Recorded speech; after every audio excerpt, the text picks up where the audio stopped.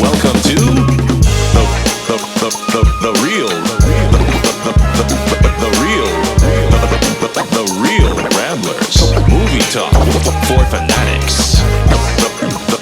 The real Ramblers movie talk for fanatics.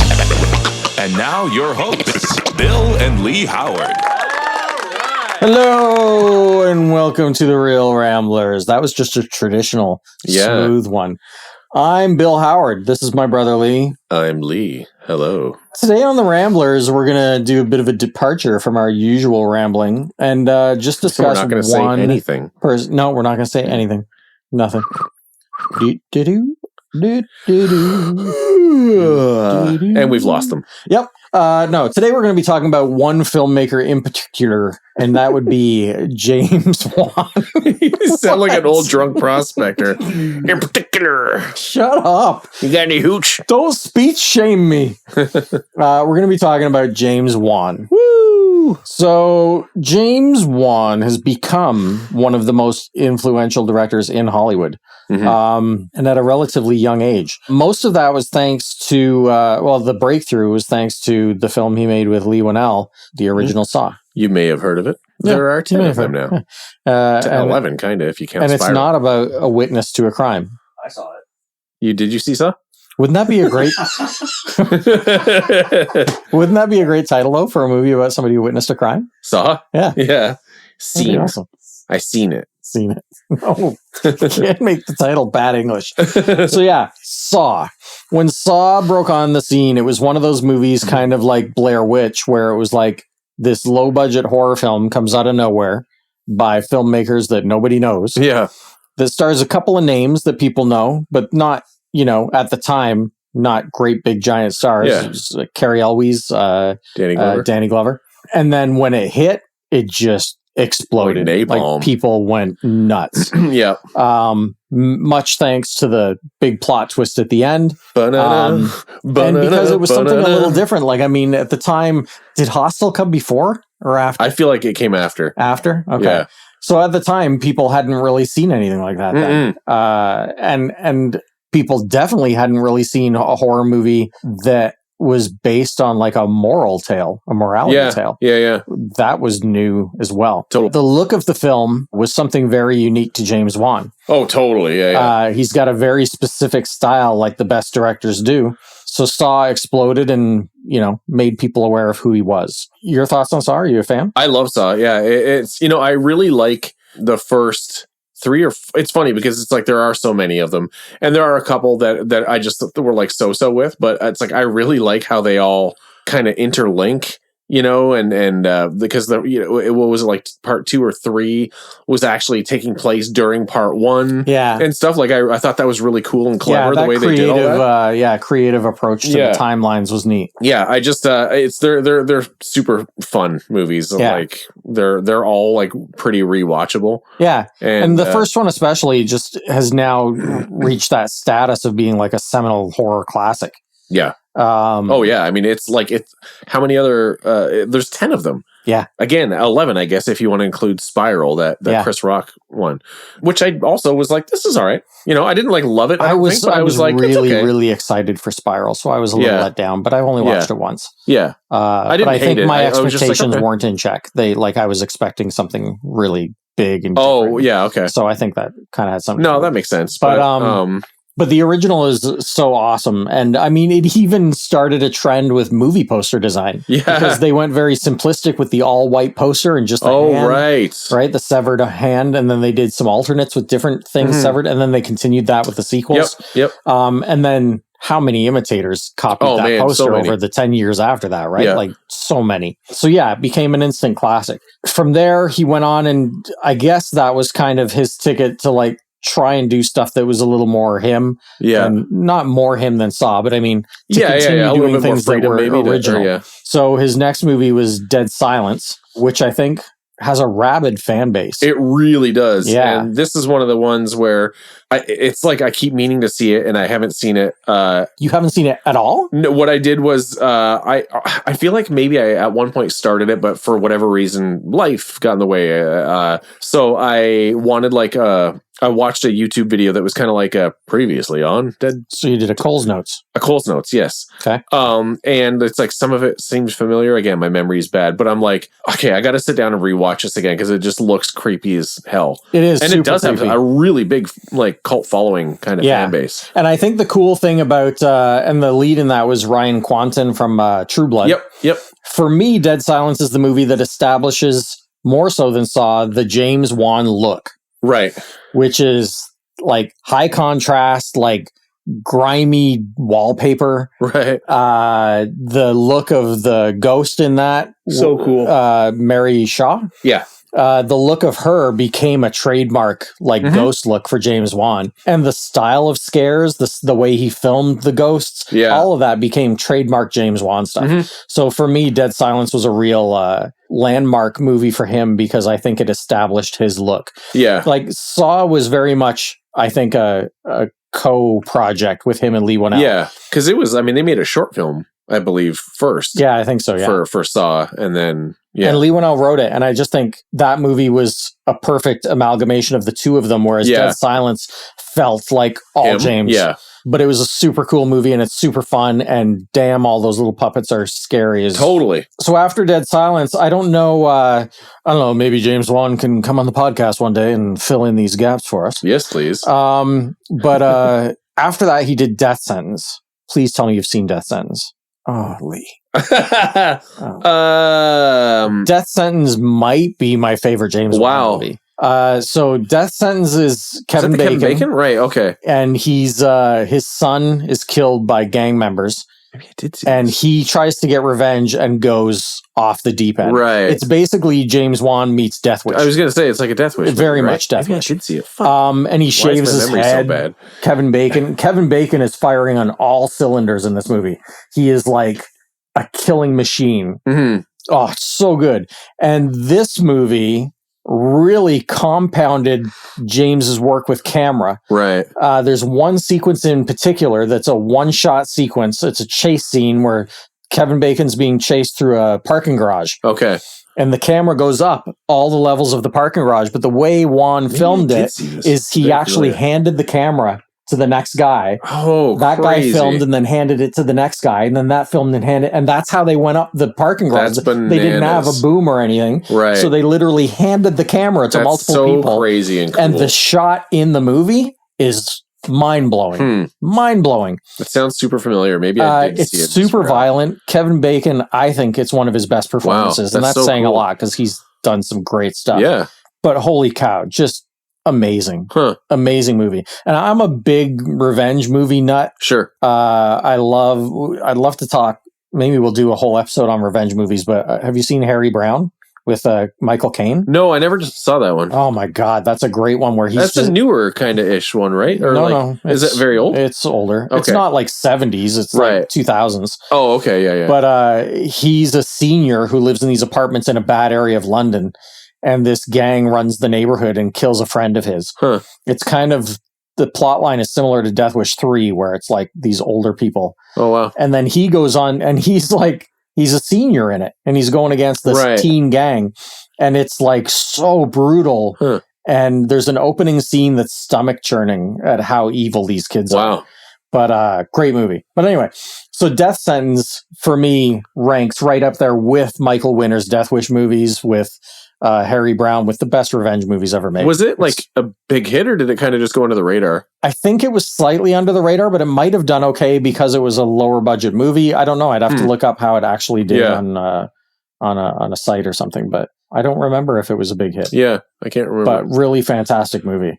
Just brilliant. So after Death Sentence is when James starts getting into this wave. I've seen everything else, just FYI. Yeah, okay. Down the list. So this is where he starts getting into his wave of horror films that basically jump-started the entire horror genre. Oh my God. alongside franchise, Jason Blum franchise. and like crazy. So his first one was Insidious. Mm-hmm. Insidious to me just started a whole new wave of reinvented the haunted house movie. Yeah. Top-notch actors. Oh, the best. And I love the look of the first Insidious as well. It's like it seems very like handheld or very, I don't know, like early stages of digital filmmaking or something. Yeah. I don't know. The look of it, the way it's shot just feels, I don't want to say amateur because that sounds like a bad, it's like very amateur, but like it just not, I don't know how to describe it. I know you mean less polished. Yeah. But like in a good intentionally way. Less polished. Exactly. Not less polished in a negative way. No. The kind that makes me feel like it's more real in a way than a movie. I don't know if that makes sense. And I think as well as reinventing horror movies, I think it reinvented the jump scare. Oh my God, everyone, yeah. Because there was so many jump scares in it. Yeah. But then, of course, the classic one was the red face behind Patrick Wilson. I feel like that was in the trailer or something. I feel like maybe because it didn't, but it still hit hard. In the theater, because I remember seeing it in the theater and people like literally shit their pants in the theater. Oh my God, yeah. And again, that shot has been replicated in how many movies? Yeah, the over-the-shoulder ghost shot. Oh yeah. Did you like all the sequels and stuff? I remember being so on one of them. I liked 2 a lot. Yeah. I think 3 was the one that I was like, yeah, 3 was kind of the, I didn't hate it. I think 3 was, I don't dislike any of them. 3 was the one with the young girl. It was like the prequel, I think, with Lynn Shay, kind of when she first met the 2 dudes, I think. Was that 3 or was that The Last Key? Oh, now I might be mixing them up. But I remember enjoying all the sequels. There wasn't any that I was like, oh, stinker. Did you see the new one? It was cool. Yeah, Patrick I liked Wilson it. We just watched it the other night. Yeah. And it did. I like that he made it feel different. He made it his own thing. He's a great director. He is a great director. That's the one thing as far as story and stuff, it was like fine. Yeah. It wasn't anything like groundbreaking or whatever, but like everybody was awesome in it. I love that the kid came back. I'm like, hey, he's still an actor. I know. And he was great. Awesome. The whole cast, the kid's roommate, she was awesome. Yeah. But just so many like stylistic choices that Patrick Wilson had that's what won me over. Me too. I'm like, I hope he does a lot more. He's really good. Well, I'm sure he must have learned a lot from James Wan. Certainly. He's done enough stuff with him. Yep. So that one was a huge hit. Insidious was gigantic. And it's funny because a lot of the time you find with directors, they'll have a huge hit and the next one will be like, and it'll be a bit of a letdown. But no, he follows it up with The Conjuring. Oof, one of my honestly all-time favorite horror movies. Yeah. I love The Although Conjuring. I have some interesting things to say about after that. But okay. Yeah, Conjuring is brilliant. Yep. Absolutely brilliant. Talk about jump scares. Yeah, and I was familiar with the story. Right. Because I had read the books by one of the daughters of the real story. Okay. The Real Haunting. And Andrea Perron's her name, and her house or her books are called House of Darkness, House of Light. Oh, cool. There's 3 books about all the years they lived there in the haunting. And she's beautiful. She's an amazing person. So I knew the story and I'd read the books, and some of the parts in the books were like chilling. Wow. Okay. So to see them come to life in the movie was really cool. Did you read the books before the? Yeah. Before that's so cool. Yeah. So really cool to see that come to life, and he did a great job of balancing like the real life story with still making it an entertaining horror movie. Right. Like it wasn't a biopic about what actually happened. He managed to put his own fingerprint on the whole thing. Yeah, and it balanced both stories great. Really like the well. Warrens and the family. Yeah. And then when they brought them together. And despite what people think of the Warrens in real life, because a lot of people hate them and think they were con artists or whatever, beyond that, the story of them as demonologists and ghost hunters is beautiful material for a movie. Oh, yeah. Like regardless of what the real story is. I don't know much about them in real life. I mean, I've heard some stuff and I'm like, oh, that's suspect. But I'm looking at it just from a point of view of like Patrick Wilson and Vera Farmiga's characters. Yeah. Amazing. That one jump scare in the theater, like I think my heart stopped. Which one? The wardrobe? Yes. Yeah. The way like it pans up and the thing is on top of the wardrobe and then it leaps down like fuck you, James Wan. You almost killed me. You were almost a murderer. Yeah. It got me. Yeah. Like, holy shit. And the clapping. Amazing. The hide and seek clapping. Yeah. The whole end with Lily, the actress. Lily. What did you just say? Lily Tomlin. Nope. She was in 6 Feet Under. I love her so much. Yeah. I'm so bad with names. Me too. Anyway, continue. Lily McDermott. She was in the chair with the exorcism scene. The exorcism was incredible. Amazing. Holy fuck. The levitating chair. Oh my God. And that movie is It's incredible. Like it's rightfully a modern classic. Yeah, I totally agree. It holds up to anything that's ever been made in horror. And it feels Lily Taylor, thank you. It feels like a movie from like the 70s. It does. Like, yeah, that's the other thing, is that they beautifully recreated the 70s. Yep. I'm always very picky on that in movies. Like, I remember a director that they made that movie called American Hustle with Bradley Cooper and Jennifer Lawrence. Oh. And it all took place in the 70s, and something about it hit me the wrong way, and it just it felt fake, and it felt like a stage play or something. That's what the new Pet Sematary felt like to me. Yeah, it didn't I agree feel with like that. a prequel. Everyone felt too modern. I agree with that. But Conjuring, his production designer and his direction nailed it. Yep. Like, it was great. Speaking of like movies that we talked about in a previous week's episode with giant opening credit scrolls, like The Conjuring, like coming up. I love that. Yeah, it's great. Yeah. And the sites they found, like, the house doesn't look anything like the house did in real life, but I love that James Wan doesn't care about that. He's just like, we're making a movie. I need the house to look a certain way. Yeah. And that house was very James Wan, had the the old wallpaper, and oh my god, so good, just brilliant. Holy shit. So he follows that up with Insidious 2. Yeah. So those are the only two Insidious he directed. Right. 1 and 2. So that, again, huge hit. A lot of the same vibes as the original Insidious. Like, I think they almost feel like one movie. They really do. Yeah. I often get kind of confused as to like where one ends and like what happens. Because to me, like Kill Bill 1 and 2. Yep, it's like totally. I always remember them as one movie. Mm-hmm. So they're great. So after he's had that, then he's had Insidious 1 and 2 and Conjuring, all giant box office hits. Yeah. And now he's a player in Hollywood. Yeah. So then he's given the opportunity, well, if you're a big player, you're going to get a big movie. Yeah. And they give him Fast and Furious 7. Yeah. Great entry in the series for me. I like it. And the only thing, and it's like not even, because it's nobody's fault, because Paul Walker died. Yeah. You know what I mean? So it's like they all had a really hard time finishing the movie and redoing, bringing his brother in and CGing his face. So it's like, I liked all that though. I thought it felt very loving in I know. Yeah. It's like, I didn't think it felt fake or forced. No, I just feel like because he died, they had to like kind of rejig stuff and maybe alter story stuff as well. So it's nobody's fault. Yeah, that like I feel like had Paul Walker not died, the movie would have been much better than it is. Even though it's not a bad movie, I still really like it and I have a lot of fun with it. But it had some of my favorite action sequences from the whole series. Yeah. Excuse me. It was really nobody's fault.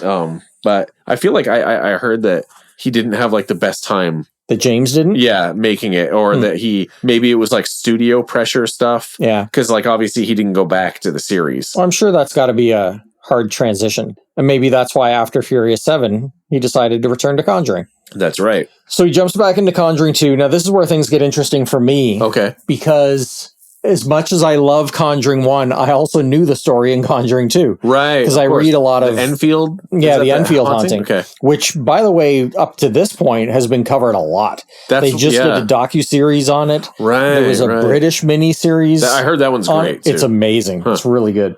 So there's been a lot, and I've read a couple books about the Enfield hauntings as well. And I seem to connect to the story in 2 more than part 1. Yeah. Okay. Even though the original story I connect to in the parents, I don't know. There's something. I think it's a big part of the selling in the second one for me is the little girl. Right. She was like, I think she should have got an Oscar nomination. She was great. I thought she was just outstanding. Yeah, she was really good, and she perfectly played off like. She really did seem almost documentary-ish, like a real little girl in England. Yeah. Again, production design was off the charts. So good. Like, it really looked its period. Yeah. Patrick Wilson and Vera Farmiga were, again, in top form, maybe better. I love that. I could see this being a thing where a studio's like, you don't need the scene, cut it out. When he plays guitar plays the Elvis song? It's like one of my favorite scenes in the Conjuring movies, just for their characters and stuff. And like, I don't know, it just really shows, it's like he really wins over the family then. Yeah. And it's like, I don't know, I love that scene. Those little details are the things I like too. In the first Conjuring, I like how Ed Warren was helping him fix his car, the dad. Yeah. Yep. I love stuff like that. Yeah. And like you said, a lesser filmmaker or a lesser writer might not have included scenes like that because they'd be like, oh, we got to get back to the ghosts. Yeah. And those are the scenes that make these movies better than average. Totally, yeah.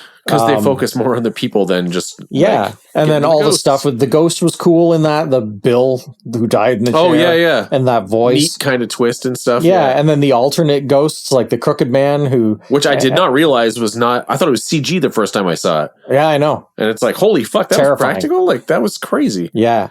And did you know? I read out, and did you know that the Crooked Man is actually the nun? What? Yeah, it's a manifestation of the nun. I just read this. I realized that because you know that's the movie where the nun was introduced. Yeah, to, and that's what the Crooked Man was. It was a manifestation of the nun. I didn't know that. Yeah, I didn't know that either. I thought that was really cool. Huh. Now I want to rewatch it and be like, is there clues to that? Yeah, I wonder, because that movie does have a lot of like other like little clue things. Yeah, like in the Warren's house, they have like the bookcase. Yeah, and the words Valak are on the bookcase and stuff. Which I actually in the theater was like, what? There's something there. They didn't say that. Yeah, me too. I was like, something. What the fuck are these letters? They mean something. Yeah. And the nun was awesome in that, like the painting scene. I mean, I made that painting, and it's like he didn't make the one in the movie, folks. No.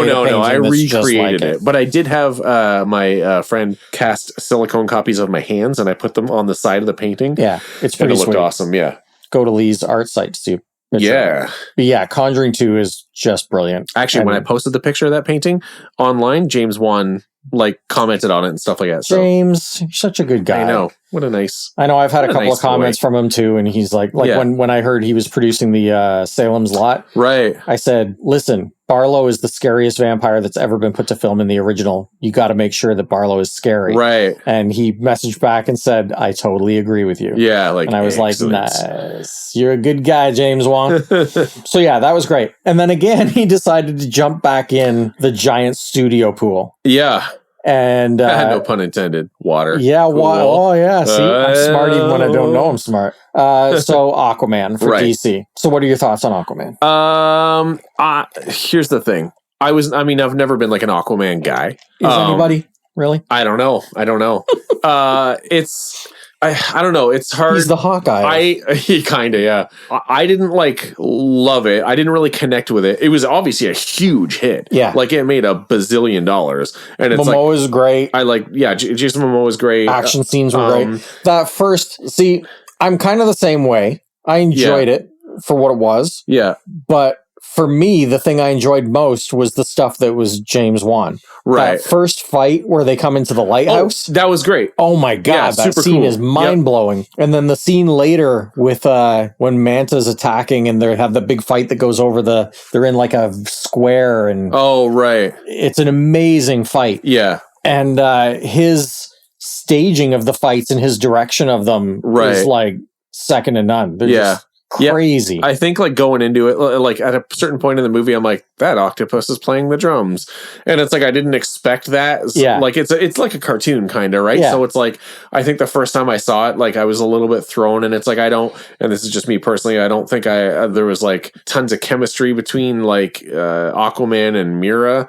Yeah. You know, and it's like she's like, I don't know, princess of underwater. I can't remember what she did. And then on land, it's like, do I eat this rose? It's like you don't know what food to eat. Like some stuff just seems so off to me. Yeah. And didn't work great for me. But that's like, I mean, like Willem Dafoe's in it. They have an awesome cast and stuff. Patrick Wilson. Patrick Wilson again, the best.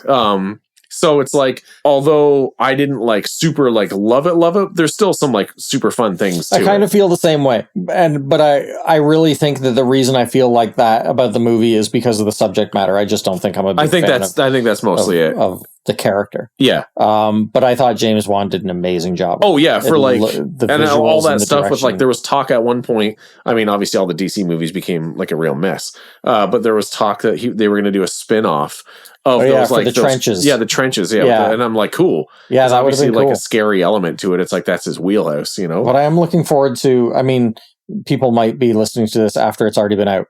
But as of the recording of this, I haven't seen Aquaman 2 yet, but I'm looking forward to it. I can't wait to see what he does with it. So then I'm noticing a trend here with James that he tends to be like, I'm going to do one of my little movies, then a blockbuster. One for me, one for you, one for me thing. So after Aquaman, he decides I'm going to do a completely original movie, not based on anything, and see what happens. And it was Malignant. Yep. I was excited for it, and then I go to the theater and I'm watching it, and I got about, I don't know, 30, 40 minutes in, and I'm like, it's all right, I guess. It's not really connecting with me. I don't know. Girl's good in it. It's pretty cool, I guess. Yeah. And then you understand what he's doing. Yeah. And things start being revealed to you. And as soon as that stuff happened, I was 1,000% on board and had so much fun with it. Honestly, same. I knew nothing about it going into it. Yeah. I didn't know anything. Everyone was just talking about it. Yeah. And then I went with my brother-in-law, Travis, and he didn't know anything about it either. And same thing where I'm like, okay, this is, and like the music is really cool. It's atmospheric and stuff like that. And then once they kind of reveal like what the shit is, it's just, it was so bonkers. Yeah. And like the movie's so ridiculous that it's like, you have to love it. Yeah. You know what I mean? Like, I went with my wife, Joanne, and with my daughter, Evie, and all of us were like literally giggling. Me too. Through the second half of the movie in enjoyment. Yeah. Because it's so ridiculous. Like, yeah, we were just when like, I came home, giddy. like, I'm going to spoiler alert it. Jay you've seen it, Jay. It's right. Okay. Yeah. It's, when did it come out? Fucking 2021. You've had a couple of years. It was during the pandemic. Well, what else were you doing? Watch movies. I really tripped over my words. Yeah, you did. I did. I got excited. When I came home, and I was like, Jordan, I got to tell you about this movie. And it's like, the whole thing is like, this thing was in the back of her head. It was her the whole time. And then it's like, it's running around backwards. And I was trying to run around the house. The way that it moved when it did that was so freaky. It was like hilariously freaky, but freakily hilarious at the same time. It was but amazing. And then there's like that big like action sequence in like the prison, police, the jail. Oh yeah. Yeah. And I'm like, this is the coolest shit I have ever seen. Amazing. It was shot so fucking awesome. Yeah. Like I was just like, this is like the movie goes, it's so ridiculous, but it goes so far beyond ridiculous. When the shit falls through the ceiling and you realize I called it. It was in, but it was still like, it was still great. Oh my God, in the house the whole time. I think that's upstairs. That's cool. But still, it was like, it pushed so far beyond ridiculous. Because if you just like explained it to people on paper, it's a creature that's living on the other side of her head, and then she runs around backwards with a backwards coat on. People will be like, get fucked. Killing people with an award and stuff. Like, what are you talking about? This is so stupid. I love that award knife thing. Oh my God, amazing. Yeah, it's just, and it felt very 70s-ish almost as well, you know? Big time. Somehow. Like bordering on exploitation horror. Yeah. Or like those, I can never pronounce the word. Like Argento. Giallo? Yeah. Yeah. I never. Definitely, it had heavy Giallo influences. Yeah. Big time. Yeah. Super Jello. Very Jello influences. Black gloves, long coats. People eating the Jello. Knives. No. Stop with the Jello. It's called Jello from now on because I can't Giallo. pronounce it. Saying Jello weird. But yeah, when it was Jeillo. No. When it was over, though, I literally was like, "Please, James Wan, just make 10 more movies like this." Like, I really just wanted to Malignants. see. Yeah, like I just wanted to see more fun, Malignant ridiculous 3. horror. Fucking Electric Boogaloo. So fun. Yeah, it was just fun as hell. And then obviously, the next Aquaman's coming out. That's his next movie. Yeah. And I'm curious if he's going to return to any of the, like, I'm not sure what's happening. I know they're making another Conjuring. Oh, yeah. But I don't know what his involvement is, if he's just going to be producing. That's the other big thing about him is his producing has been crazy too. Like, he tends to support. That's what I really love about James Wan is that he doesn't make a movie then bail. Right. You know, like he produced all the Saws all the way through. He produced all the Annabelles, all the Insidious, both Nuns, the Curse of La Llorona, like the Conjuring 3. Yeah. So it's like he establishes something and then he sticks with it, even though he's not directing it. Yeah. And I love that about him. That's great. Yeah. And I've liked all that stuff. There was a lot of people who really didn't dig Conjuring 3 because it was very different from the other two. And I loved it. I loved it even more on the second viewing. It was my least favorite, but I've only watched it the once. Yeah. Watch it again. It's even better on repeat viewings. Cool. Really I'll give it another shot. It's like, I didn't dislike it. I think I was just like... And same with the Nuns. People diss the Nuns, even though they're giant hits. Yeah. And I love them. I haven't finished watching the second one. It hasn't really grabbed me. It's great. The first one, a lot of people dumped on, and I really liked it. Me too. It felt, and here it's another case of like, I didn't see it in theaters. I saw it much later. Yeah. Everybody dumped on it, but I'm like, I'll obviously give it a watch. And I was like, holy fuck, this feels like an old like Universal monster movie to me. And I tweeted Corin Hardy directed it. Yeah. And I added him, and I was like, I don't know what everyone's talking about because it felt like a fucking Universal monster movie. And he wrote back or replied and was just like, thank you. Like, that's exactly what I was going for. Yeah. Like, thanks so much. It totally felt like it could have been made in 1978. Yeah. I was always hoping, now I haven't finished part 2 yet, but I was always hoping that, because Vera Farmiga's, I can't remember her sister, the actress in it. Tassa. Yeah. Taissa. I think it's pronounced Tassa. Tassa Farmiga. I have no idea. I always was like, it's so weird because they're sisters. I'm like, are we going to find out? So a lot of people are wondering if there's a connection. Is that? Yeah. Yeah. Because they look exactly the same. I've read a couple things. I don't know. Finish the second one and then we'll. Okay. I see. Okay. But finish it because the stuff that happens in the second half of the movie is really cool. Okay. It goes to really cool places. All right. I like really that they brought like, the French guy back, back and stuff. And it's like, I wasn't like, didn't dislike it. It wasn't like super grabbing me at the time that I was watching it. It might once you finish it. Cool. Okay, cool. Yeah, it was really good. And then he also produced stuff like Megan, which was a so massive hit and super fun. Yeah. And Mortal Kombat, which I also really liked. Yeah, it was fun. It was I cool. thought they did it really well. Yeah. So it's great that he's he's one of these directors that goes out and helps other filmmakers and supports them. And I think that's why I always lump him in, not only that he's made movies with Jason Blum, but I think they're both cut from the same cloth, that the guys that care about the genre and don't just want to do their own thing, but support other people that want to do it. Yeah. So we're big James Wan heads. That's what his top fans are called. Yeah. Wannabes. I want to be as cool as James Wan. See? It's going to catch on. James, if you're listening to this, we are your first top wannabes. Yeah. That is gold. Much better than Wan heads. Well, hopefully, like I said, maybe one day we'll actually get James on here and talk about these things in more detail. That would be amazing. But that's it for this week, folks. Can't wait to see what James Wan's going to come up with next. Because, Aquaman 2, you know what that means. Might be a little horror movie coming up after. Oh, that's right. Right? If he keeps up this pattern, that means maybe we're going to get another wacky Malignant. Or something, I don't really want a sequel. I like it on its own. But give us another cool original horror movie. That'd be awesome. I'll take that. Malignant. Mo Malignant. Oh, we're going to leave it on that note. Yeah. Malignant. It's hybrid. More lignant. Okay. Oh my God. We've ruined the podcast. It's just going on forever. All right. Thanks for tuning in, folks. We'll see you next week for more rambling. I'm the ghost from Conjuring Part 2, Bill something or other, and I like Real Ramblers more than any other podcast. I'm a ghost, so you can trust me. Fuck yourself. I love you, Real Ramblers. That does sound like him, especially the fuck yourself. It's true, actually. Get out of my fucking chair. I'm Jason Statham. Stop. No, mean. Joe mean. Bye. See you next weeks. See you next weeks. See, this has got to end. See you next weeks.